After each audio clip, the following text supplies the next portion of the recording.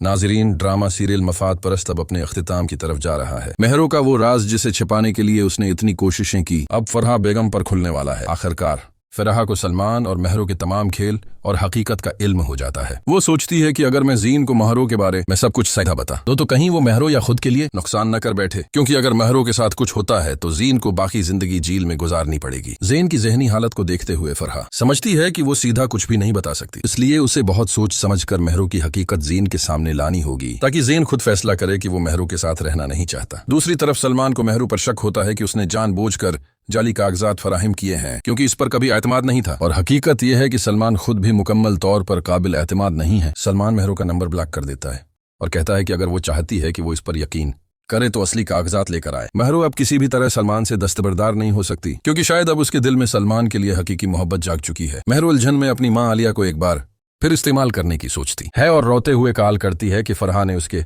साथ बड़ा धोखा किया है। घर तो इसके नाम कर दिया, मगर जो कागजात दिए गए वो झूठे हैं। आलिया हैरान होती है, मगर महरो आर्जी तौर पर यह बात टाल देती है, क्योंकि अगर उसने सलमान की हकीकत अफशा की तो आलिया भी उसका साथ नहीं देगी। अब महरो अपनी अगली प्लानिंग कर रही होती है कि बाहर बैठी फरहा उसके पास पहुंच जाती है और कहती है कि तुम्हारी हालत मुझे खराब लग रही है, चलें कल तुम्हारे डॉक्टर के पास चलते हैं, ताकि मैं भी देख लूं कि तुम और बच्चा ठीक हैं या नहीं। महरो, जो पहले ही नाराज थी, फरहा पर गुस्सा निकालती है और कहती है कि आप हर बात पर पड़ जाती हैं, अगर मेरी तबीयत ठीक ना हुई तो मैं खुद डॉक्टर से बात कर लूंगी।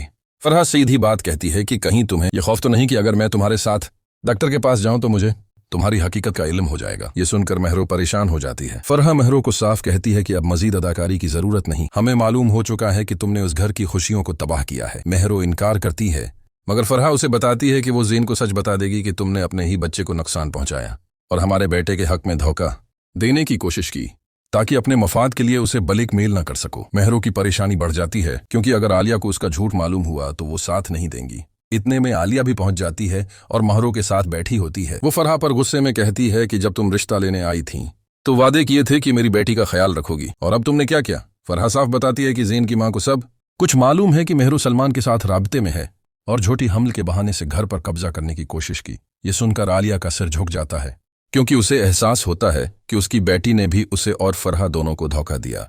अब महरो मुकम्मल तौर पर बेसहारा हो जाती है, क्योंकि न वालिदैन का साथ होगा, न ज़ीन की जिंदगी में रह सकेगी।